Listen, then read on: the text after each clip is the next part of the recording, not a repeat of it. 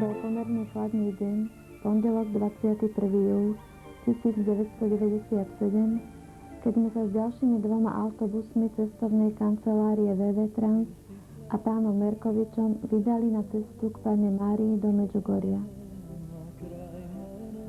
Večer sme mali krátku prestávku na maďarsko-chorvátskych hraniciach, kde sme sa posilnili a pripravili na noc strávenú v autobuse.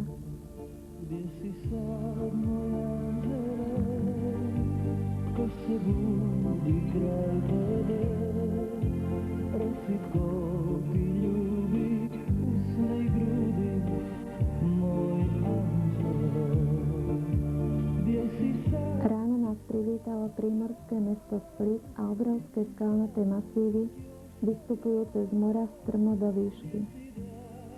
Všetkých nás uchvátil krásny pohľad na more.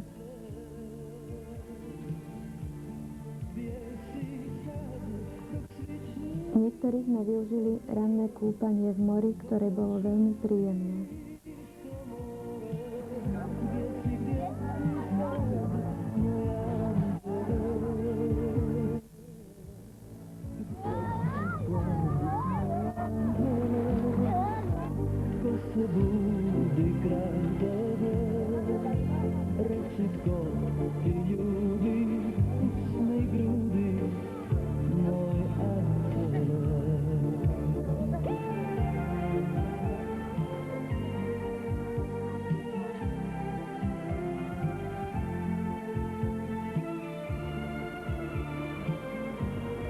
Toto je dom pútnikov, už je viac ako 10 rokov, čo funguje pre Československo a všetky komunistické štáty. Aleluja.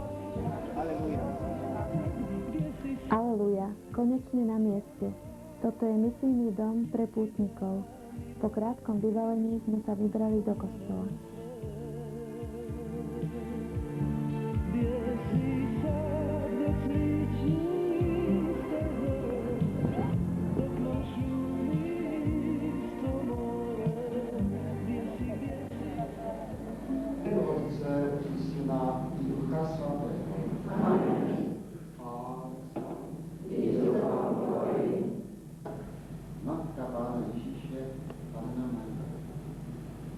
Přijala od Boha ten úkol stát se matkou Boží. Nevzdorovala tomu, ale sklonila se, i když tomu nerozuměla, a ten úkol vzala na sebe. Dělala to, co miliony jiných matek. Pečlivě se starala o svoje dítě a přitom byla také dobrou manželkou svatému Josefovi. Vlastně nedělala nic mimořádného. Někteří, kteří to takto tvrdí, vlastně mají pravdu, že nic mimořádného nedělala. Ale zapomínají dodávat, že to, co dělala, bylo sice obyčejné, ale ona to dělala mimořádně dobře. Modrý kríž je na úpetí Podbrda. Je to miesto mnohých mimoriadnych zjavení a miesto, kde sa stretávajú vizionári so svojimi modlitebnými skupinami.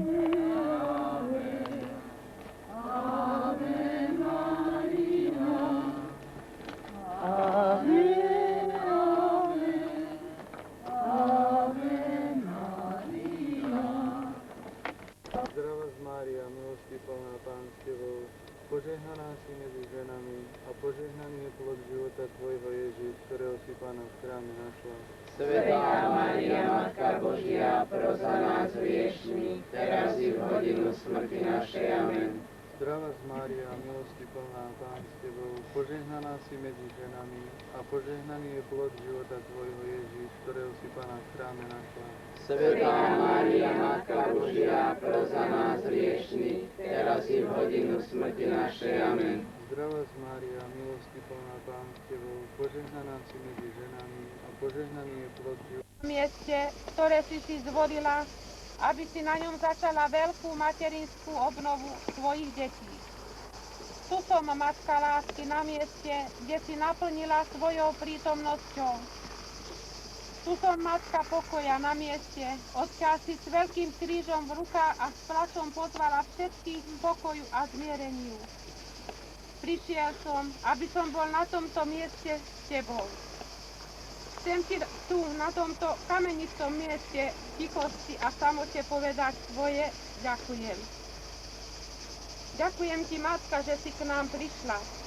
Ďakujem ti, že osobitne miluješ jednoduchých, malých a bezvýznamných. Ďakujem ti za materinskú lásku a starostlivosť, ktorú nám preukazuješ. Ďakujem ti za nádej a radosť, ktorú si nám priniesla svojim príchodom. Ďakujem ti, že sa i ty raduješ spolu s nami. V jednom posolstve si povedala 25. decembra v 86. roku toto. Drahé deti, ďakujem i dnes Pánovi za všetko, čo mi preukazuje. Predovšetkým za tento dar, že i dnes môžem byť s vami. Deti, toto sú dni, počas ktorých Otec udeluje zvláštne milosti všetkým, ktorí otvoria svoje srdce. Ja vás žehnám a želám si, drahé deti, aby ste aj vy poznali milosti a dali všetko k dispozíciu Bohu, aby bol On prostredníctvom vás oslávený. Moje srdce starostlivo sleduje vaše kroky. Ďakujem vám, že ste prijali moje pozvanie. Mária, vďaka ti, že si svojou materinskou láskou otvorila toľko srdc a duší, že sa podnietení s tebou dali k dispozícii k Bohu. Vrch zjavenia. Miesto, kde sa pred 16 rokmi prvýkrát zjavila Panna Mária. Odvtedy sem prichádzajú pútnici so svojimi vďakmi, prosbami a tiež rozjímať o Máriinych posolstvách.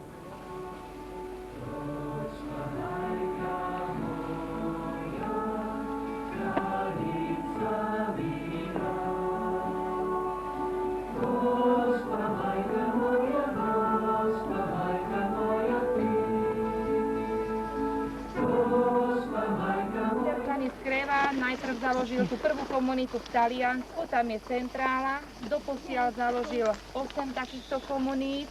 Jedna je tu v Medjugorji, jedna je na Jamajke, tretia je v Brazílii a ostatné sú v Taliansku. Táto komunita nemá klauzúru, čiže je možné, ak by niekto niekedy chcel prísť pobudnúť v tejto komunite na týždeň, 2, mesiac, 2, ale musí sa podriadiť zákonom tejto komunity a musí si to dopredu dohodnúť. Má tiež večné sľuby, ale nemá ich 3, ako majú všetky ostatné komunity alebo spoločenstva rehole. Má 4 večné sľuby, okrem sľubu čistoty, poslušnosti a chudoby má ešte sľub modlitby za pokoj a mier vo svete. To nie je. Je to vlastne umelecké dielo prinesené z Talianska. Jeden takýto exponát je vo Svätej Zemi za Jeruzalemom, nedaleko kláštora svätého Juraja, a ten druhý exponát je v Taliansku. Tretí bol prinesený pred 2 mesiacmi sem do Medjugorja a vlastne Ježiš Kristus je v životnej veľkosti, výška postavy 1,80 m a je vyrobený zo špeciálneho materiálu, je vyrobený odborníkmi na anatómiu tela, dentistami, čiže je to taká kopia ľudského tela, ľudskej podoby.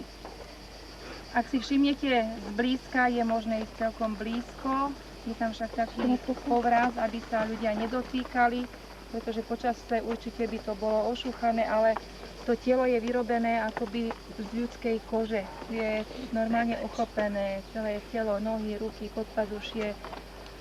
Takisto si všimnite, že sinky na celom tele Ježiša Krista nie sú namalované, ale sú akoby pod kožou normálne, čiže nie sú to nejaké také flaky sinky, ale je to normálne, ako keď človek má sinku, modrinu na tele.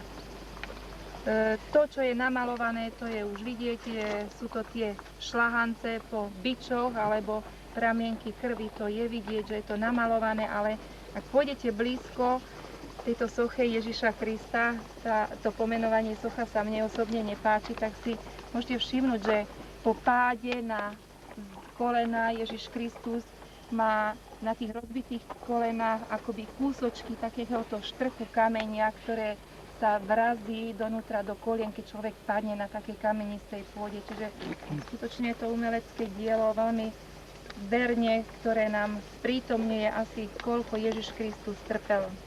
Jediné, čo je také zvláštne na tomto korpuse, je to, že Ježiš Kristus má svetlé vlasy. A to mnohých ľudí prekvapuje, pretože Ježiš Kristus bol Boh a človek, ale po matke bol Žid. Židia sú tmaví, takže každý očakáva, aj tu títo vizionári opisujú Pannu Máriu, že má tmavé, čierne, dlhé vlasy. Oni tak hovoria. Ale táto socha, tento korpus má celkom svetlé vlasy. Ja som dosť taká zvedavá, dosť si chcem dať všetko vysvetliť, takže hneď som sa pýtala, prečo má Ježiš Kristus svetlé vlasy, keď bol po matke Židom. A bolo mi povedané, nikto z nás tam nebol a nikto z nás nevie, ako veľmi trpel, čím sa mohla zmeniť aj farba jeho vlasov, pretože mnohí ľudia pro určitých takých šokujúcich zážitkoch, udalostiach môžu aj zošedivieť.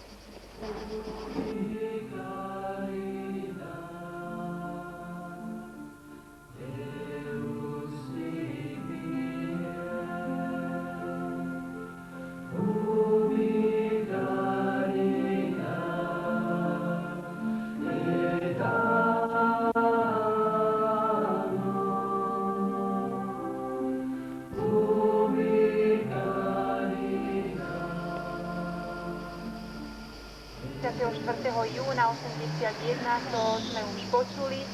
A vlastne začali tak, že dve dievčatá, Miriana a Ivanka, sa prechádzali na ceste pod kopcom pod Brdo. Je to tá teraz už vyasfaltovaná cesta, po ktorej sme prechádzali aj dnes. A vlastne táto cesta bola v minulosti len takou polnou cestou, ktorá prepájala časť Bijakovičí s časťou Miletina. Dievčatá sa podvečer rozhodli prejsť a keď sa prechádzali za dedinou, tak zrazu zbadali asi tak v strede kopca veľké svetlo, akýsi jas, a v tom svetle zbadali postavu ženy. Dievčatá sa chceli s týmto pochváliť svojim kamarátom a kamarátkam a preto bežali za Vickou, Ivanom Dragičevičom, Ivanom Ivankovičom a Milkou Pavlovič. Týchto 6 detí išlo na to miesto, ktoré označili Ivanka s Mirianou, a skutočne, keď prišli hore na to miesto, ktoré dnes poznáme ako miesto zjavenia, bola tam velikánska žiara a v tej žiare stála prekrásna žena, ktorá mala v náručí malé dieťa. Tá žena nestála na zemi, ale stála na malom obláčiku a dieťa držala na ľavej ruke, pravou rukou volala deti k sebe. Že týchto 6 detí sa bálo pristúpiť k tej neznámej krásnej žene a po chvíľočke odbehli. Napriek tomu, že tieto deti nehovorili s Pannou Máriou, deti doma povedali, že sa im zjavila Panna Mária. Rodičia vôbec neboli nadšení takouto správou a zakázali deťom rozprávať o tom, že Panna Mária sa zjavila niekde tu na kopci. Pretože rodičia im povedali, Panna Mária je matka Ježiša Krista, ktorá je na nebesiach. Čo by tu robila asi na tom kopci, kde horko ťažko vyšli aj ovce sa pásť na tie kríky. Deti však nástojili vytrvalo na tom, čo tvrdili, a tieto deti sa rozhodli, že na druhý deň v ten istý čas okolo 6. hodiny pôjdu znovu na to isté miesto. Hoci nehovorili s Pannou Máriou, nevedeli, či znovu príde a nevedeli, či ju vôbec budú vidieť. Ten druhý deň, 25. júna 81, išla trošku iná zostava detí, pretože Milku Pavlovič nepustila matka, šla jej mladšia sestra Maria Pavlovič, a takisto nešiel ten druhý Ivan Ivankovič, ale šiel malý Jakub, u ktorého sme už boli. Malý Jakub vlastne bol vtedy len 10-ročným chlapcom, ktorý bol malý kamarát tých väčších detí a ktorý stále behal za tými väčšími deťmi. Čiže tá jeho reakcia bola taká, zoberte ma so sebou, veď ja nemusím vidieť Pannu Máriu, len ma zoberte so sebou. Čiže bol veľmi malým, plachým chlapcom. Tí, ktorí ste boli tam so mnou včera, ktorí ste už boli tu za Jakubom, videli ste, že on aj teraz dosť placho pôsobí. Jakub je úplnou sirotou, čiže keď začali zjavenia, bol polosirotou. Ten druhý deň, keď vyšli hore deti na Podbrdo, nešli tam samé, pretože šli s nimi aj rodičia, súrodenci a celá dedina, ktorá sa dozvedela o tomto zjavení. Ľudia šli s nimi zo zvedavosti, takisto aj rodičia, pretože si mysleli, že deti si niečo vymysleli. Každý chcel vidieť, čo vlastne tie deti povymýšľali.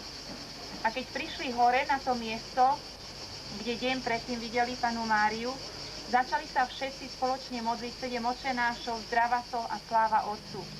Táto modlitba sa tu zaužívala už v minulosti a ešte stále sa ju modlia v kostole po svätej omši. Po tejto modlitbe zrazu sa zablesklo na kopci, zjavila sa veľká žiara, veľké svetlo a toto svetlo, tú žiaru a to zablesnutie nevidelo len tých 6 detí, ale všetci ľudia, ktorí vtedy boli na kopci. Čiže všetci tí dedinčania. Keď to všetci videli, tak popadali na kolená aj tie deti. A teraz tí dedinčania videli, že tie deti s niekým komunikujú. Nevideli nikoho, videli len okolitú prírodu, videli kríky, kamene, ale videli, že tie deti komunikujú, prikyvujú, rozprávajú, ale hlas im nevychádza.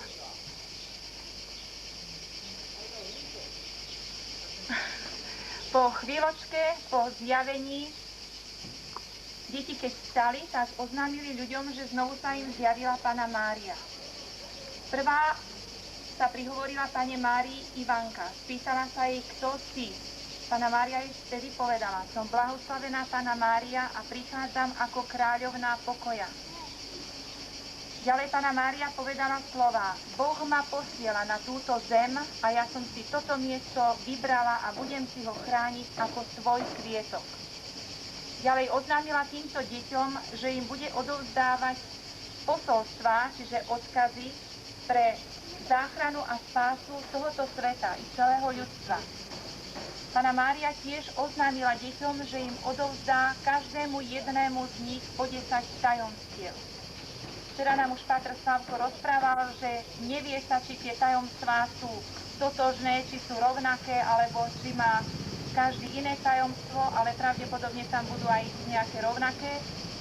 A tieto tajomstvá majú byť budúcnosťou sveta. Čiže v týchto tajomstvách má byť zhrnutá budúcnosť tohto sveta, to, čo sa udeje. Panna Mária povedala deťom, že sa bude zjavovať dotiaľ, pokiaľ im tie tajomstvá nezverí. Dotiaľ bude denne prichádzať. Že tie deti, ktoré už nemajú každodenné zjavenia, to sú tie dve dievčatá, Miriana a Ivanka, poznajú po 10 tajomstiev. 4 vizionári, Vitka, Maria, Ivan a Jakub poznajú po 9 tajomstiev a majú ešte každodenné zjavenia. Čiže každý deň o 18:40 sa im Panna Mária zjavuje tam, kde sú. Tieto zjavenia sa neviažú na miesto, ale viažú sa na čas. Čiže ak sú deti niekde mimo Medžugoria, ak sú na takých misijných cestách, keď ich pozývajú do rôznych štátov, tak zjavenie majú v ten istý čas tam, kde práve sú. Takže niekedy sa stáva, že o 18:40 sa Panna Mária zjaví na 4 miestach, ak je každý inde, ak je mimo Medžugoria. Po zjavení ten druhý deň sa ľudia rozišli, samozrejme, že to vyvolalo veľký rozľúb a táto správa sa rozšírila do celého okolia. Ten tretí deň zjavenia, toho 26. júna, šlo už oveľa viac ľudí, než bolo prítomných v tejto dedine. Keď vyšli hore na ten kopec, deti mali zjavenie a potom zjavení zostávali ešte hore s ľuďmi, aby im porozprávali, čo vlastne Panna Mária odkazuje. Tento tretí deň však jedna z tých vizionárov, Maria Pavlovič, sa rozhodla, že pôjde trošku skôr dole z kopca. Čiže skôr sa chcela vrátiť domov, ale nemyslela na to, že o chvíľočku sa aj Panna Mária ten tretí deň znovu zjaví. Keď schádzala dole z kopca pod Brda, zrazu znovu videla nad úpetím veľké svetlo, veľkú žiaru a zrazu sa jej znovu zjavila Panna Mária. Tentoraz však Panna Mária bola v tmavých šatách, plakala a stála pred veľkým tmavým krížom. Bolo to práve na tom mieste, kde je teraz druhé tajomstvo